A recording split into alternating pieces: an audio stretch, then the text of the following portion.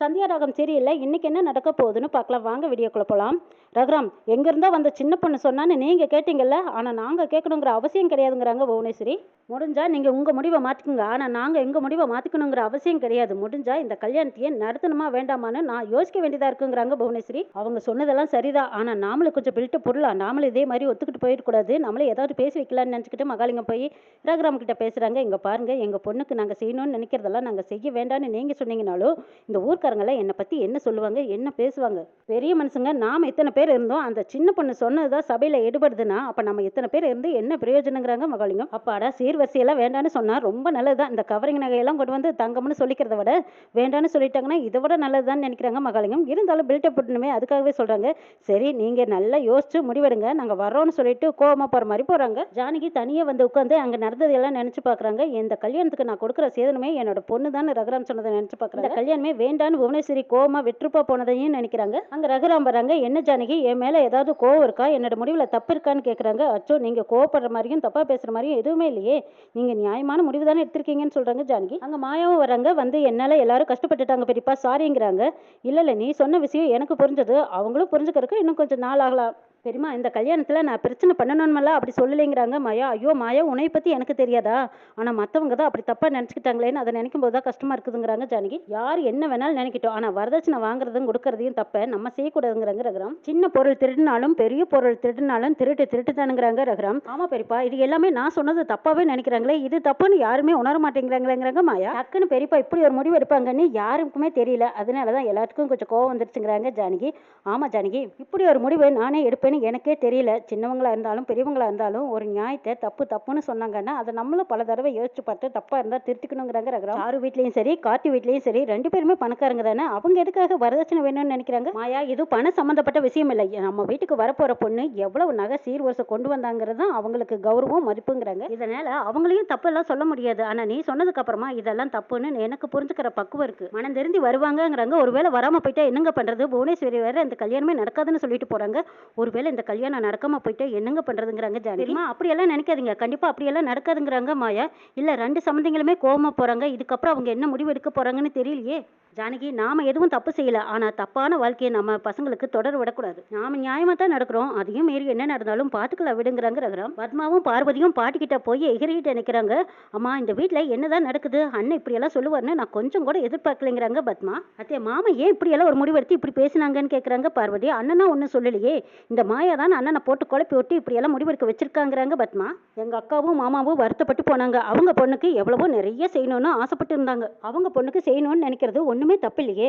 ஆமா, நாம ஒன்னும் அதை கொடுங்க இது கொடுங்கன்னு ஒன்னும் கேட்டு வாங்கலையேங்கிறாங்க. யாருமே வரதட்சணை கொடுங்கன்னு கேட்கவும் இல்லை வாங்கவும் இல்லை, அப்படி இருக்க அவங்க விருப்பத்துக்கு அவங்க செஞ்சதை இந்த மாயா தான் பெருசு பண்ணி விட்டுட்டாலேங்கிறாங்க பார்வதி. அம்மா, இப்ப என் பையனோட வாழ்க்கையும் தனத்தோட வாழ்க்கையும் இப்ப நடக்குமா நடக்காதாங்கிற ஒரு கேள்விக்குறியோட வந்து நிக்குது தெரியுமாங்கிறாங்க பத்மா. மாயாவால ஏதோ ஒரு பிரச்சனை வந்துகிட்டே இருக்குதுங்கிறாங்க பார்வதி. ஆமா, அவ இந்த வீட்டுல இருக்கிற வரைக்கும் எந்த கல்யாணமே நடக்காதுங்கிறாங்க பத்மா. அவ இருக்க வரைக்கும் இந்த கல்யாணமும் நடக்காது, இந்த வீட்டுல எந்த ஒரு சந்தோஷமும் இருக்காது. ஏமா, நாங்க இவ்வளவு தூரம் பேசிட்டே இருக்கோம், நீங்க பாட்டுக்கு அமைதியா இருந்தா என்னமா அர்த்தம்னு பார்வதியும் பத்மாவும் கேக்குறாங்க. முதல்ல எல்லாத்தையும் இங்க வர சொல்லுங்கிறாங்க பாட்டி. பாட்டிக்கு முன்னாடி குடும்பமே எல்லாரும் வந்து நிக்கிறாங்க. அம்மா, வர சொன்னீங்களான்னு கேக்குறாங்க ரகுராம். ஆமாப்பா, வர சொன்னேன், ஆனா நீ இப்படி பண்ணிருக்க கூடாது, நீ எடுத்த முடிவு தப்புங்கிறாங்க பாட்டி. அப்பாவுக்கு அப்புறம் இந்த வீட்டில் எந்த ஒரு முடிவு எடுக்கிறதுனால அதை நான் தான் எடுத்துகிட்டு இருந்தேன். சரி, நீ பார்த்துக்கிற அப்படிங்கிற உன் மேலே இருக்கிற நம்பிக்கையில் தான் நான் எல்லா பொறுப்பையும் உன்கிட்ட கொடுத்தேன். இன்னைக்கு நீ செஞ்சது பெரிய தப்புங்கிறாங்க பாட்டி. அத்தே, அவர் அப்படி என்ன தப்பு செஞ்சுட்டாங்கன்னு கேட்குறாங்க ஜானகி. நடக்க வேண்டிய கல்யாணத்தை நிறுத்துற அளவுக்கு கொண்டு வந்து விட்டுருக்கானே, அதுக்கு என்ன சொல்ல போறேன்னு கேட்குறாங்க பாட்டி. அம்மா, நம்ம சைடில் இருக்கிற முடிவை சொல்லியிருக்கோம், அவங்க யோசிச்சு சொல்லுவாங்கன்னு சொல்கிறாங்க ரகுராம். இது ஒன்றும் நம்ம முடிவு இல்லைப்பா, என்கிட்ட கேட்டியா இல்லை இங்கே இருக்கிறவங்க கிட்ட கேட்டியா? நீயா ஒரு முடிவு எடுத்து நீயா அது சரின்னு நீயே சொல்லிடுவியா? பாட்டி, பெரியப்பா நியாயமான முடிவு தானே சொன்னாங்கன்னு சொல்கிறாங்க மாயா. மாயா, முதல்ல நீ பேசாத, எல்லாத்துக்கும் காரணம் நீ தான்ங்கிறாங்க பத்மா. மாயா சொன்னதில் என்ன தப்பு இருக்குன்னு மணிவண்ணன் சொல்கிறாங்க. இங்கே பாருங்க, முதல்ல நீங்கள் பேசாதீங்க, அவள் பேசுனது எல்லாமே தப்பு தானுங்கிறாங்க பத்மா. மாயா சொன்னது சரிதான், அதனால தான் அண்ணனே அந்த முடிவு சரின்னு ஏற்றுக்கிட்டாங்கிறாங்க சிவராமன். மாயா சொன்னால் போதுமா, அவள் ஏற்றுக்கிட்டா போதுமா, இந்த ஊர் ஏற்றுக்க வேண்டாமா? இதுக்கு முன்னாடி நடந்த கல்யாணம் எல்லாமே இதே மாதிரி தான் நடந்திருக்கு. இந்த வீட்டுக்கு மருமகளா வந்தவங்க எல்லாம் சேதனம் கொண்டு வராமையா வந்தாங்க. நாம தான் பத்மாவுக்கு செய்யாம இருந்தோமா? இந்த வீட்டு வழக்கத்தை மாத்திக்கோன்னு சொன்னா எப்படி முடியும்? அம்மா இப்ப இருக்கிற தெளிவு அன்னைக்கே இருந்திருந்தா அப்ப கூட நான் இப்படிதாம்மா சொல்லியிருப்பேன். இதுக்கு முன்னாடி அப்படி நடந்திருக்கலாம். ஆனா இனிமே இந்த வீட்டுல அப்படியெல்லாம் வேண்டான்னு எனக்கு தோணுதுங்கிறாங்க ரகு. இந்த மாதிரி ஒரு முடிவெடுத்தீங்கன்னா கண்டிப்பா இந்த வீட்டுல எந்த ஒரு கல்யாணமே நடக்காதுங்கிறாங்க பாட்டி.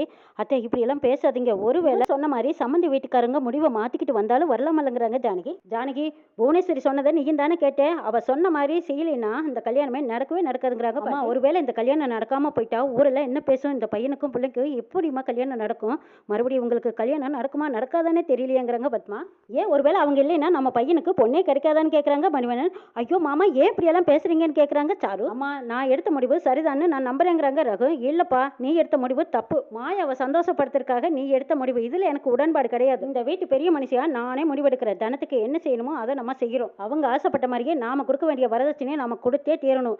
அதே மாதிரி லிங்க ஆசைப்பட்ட மாதிரியே அவர் பொண்ணுக்கு என்ன செய்யணுமோ அவர் செய்யட்டும். இதுதான் இந்த வீட்டோட பெரிய மனுஷியா இருந்து நான் எடுத்திருக்கிற முடிவு. இதா பார் மாயா, இந்த வீட்டுல எங்களுக்குன்னு சில கட்டுப்பாடுகள் இருக்கு. அதை நாங்க மீறவும் முடியாது. உன்னால அதை புரிஞ்சுக்கவும் முடியாது. நீ பேசுனதை கேட்டு ரகுராம் சொன்னதுனால இப்ப 2 வீட்டுக்காரங்களும் கோவத்துல இருக்காங்க. நீ இங்க இருக்கிற வரைக்கும் திரும்பவும் இந்த வீட்டுக்கு பிரச்சனை வர வாய்ப்பு இருக்காதனால நீ உங்க அப்பா கூட இருக்கிறதா உனக்கு நல்லது எங்களுக்கும் நல்லதுங்கிறாங்க பாட்டி. ஐயோ பாட்டி மாயாவை வெளியே போக சொல்றீங்களா அப்படின்னு தானே ஓடி வந்து கேக்குறாங்க. அப்பதான் உன்னோட கல்யாணம் நடக்குங்கிறாங்க பாட்டி. பாட்டி என்ன பேசுறீங்க? யோசிச்சு தான் பேசுறீங்களான்னு சீனு கேக்குறாங்க.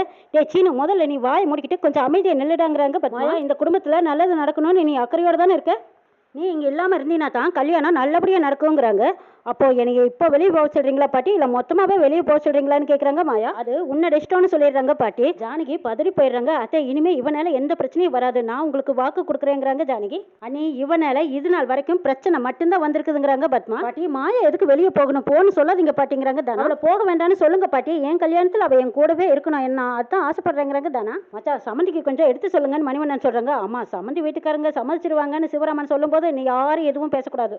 நான் எடுத்த முடிவுதாங்கிறாங்க பாட்டி. நீங்க எல்லாரும் ஏத்துக்கிட்டீங்கன்னா போதும். ரகுராமும் இதை ஏத்துக்குவான்னு தான் நான் நினைக்கிறேன். இனிமே இந்த வீட்டுல நான் சொல்றது மட்டும்தான் நடக்கும்னு பாட்டி சொல்லிடுறாங்க. மாயா அழுதுகிட்டே சரி பாட்டி நான் போயிடுறேங்கிறாங்க. மாயா நீ போக வேண்டாம் அப்படிங்கிறாங்க தனோ. இல்லை என்னால் இந்த வீட்டில் இனிமேல் யாருக்கும் எந்த கஷ்டமும் வரக்கூடாதுங்கிறாங்க மாயா. சரி பாட்டி நான் இந்த வீட்டை விட்டே போயிடுறேன்னு சொல்லிட்டு மாயா சூட் கேஸில் அவங்க ட்ரெஸ் எல்லாம் எடுத்து வச்சுட்டு இருக்கிறாங்க. அங்கே ஜானகி வராங்க. மாயா நீ எப்பவுமே எங்க கூடவே இருப்பேன்னு நினைச்சேன். ஆனால் இப்படி பாதியில் கிளம்பி போறியே. உன்னை இந்த வீட்டுக்குள்ளே கொண்டு வரதுக்கு நான் எவ்வளவோ கஷ்டப்பட்டேன். கடைசி வரைக்கும் உன்னை என் கண்ணுக்கு முன்னாடி வச்சு பார்த்துக்கணும்னு ஆசைப்பட்டேன். அது எதுவுமே நடக்காம போச்சு. இல்லை நானும் எதுவும் சொல்ல முடியாத ஒரு சூழ்நிலையில் இருக்கேன்னு சொல்லிட்டு ஜானகி அழுகுறாங்க. ஐயோ பெரியமா உங்களுக்கும் சரி இந்த வீட்டுக்கும் சரி எங்கள் அப்பாவும் அம்மாவும் பெரிய துரோகம் பண்ணிட்டு போனாங்க. அது எல்லாம் மன்னிச்சு நீங்க என்னை இந்த வீட்டுக்குள்ள சேர்த்துக்கிட்டீங்க. ஜானகி தாக்கு பிடிக்க முடியாம அழுன்னு அழுதுட்டு இருக்காங்க. ஐயோ பெரியமா நீங்க அழாதீங்க. இங்க இருந்தது என்னவோ கொஞ்ச நாள் தான். ஆனாலும் என்னோட லைஃப் லாங் இந்த மெமரி எல்லாம் நான் எதையுமே மறக்க மாட்டேங்கிறாங்க. எங்க இருந்தாலும் என்னோட நினைப்பெல்லாம் இந்த வீட்டை சுத்தி தான் பெரியமா இருக்கும். ஐயா கடவுள் ஏன் இப்படி விளையாடுறாருன்னு எனக்கு தெரியல. என் தங்கச்சி என்கிட்ட இருந்து பிரிச்சுட்டாரு. அதுக்கப்புறமா இப்போ அவர் ரூபத்துல உன்னை கொண்டு வந்து சேர்த்துனாங்க. இப்போ நீயும் என்னை விட்டு போறியமாயான்னு அழுகுறாங்க. பெரியமா நான் எங்க இருந்தாலும் எப்போ வேணாலும் நீங்க என்ன வந்து பார்க்கலாம் பெரியமா. ஆனா நீங்க கூப்பிட்டா நான் இந்த வீட்டுக்கு வர முடியுமான்னு தெரியல. ஆனாலும் நீங்க எப்பவுமே என் மனசுல இருப்பீங்க பெரியமா. நீங்க என் கூட இருக்கும்போதெல்லாம் எங்க அம்மா என்னை விட்டு போயிட்டாங்கன்னு எனக்கு தோணவே தோணாது. மாயாவை பிரிய மனசு இல்லாம அழுகுறாங்க ஜானகி. மாயாவும் பிரிஞ்சு போறாங்க. பஸ் ஏறிட்டாங்க.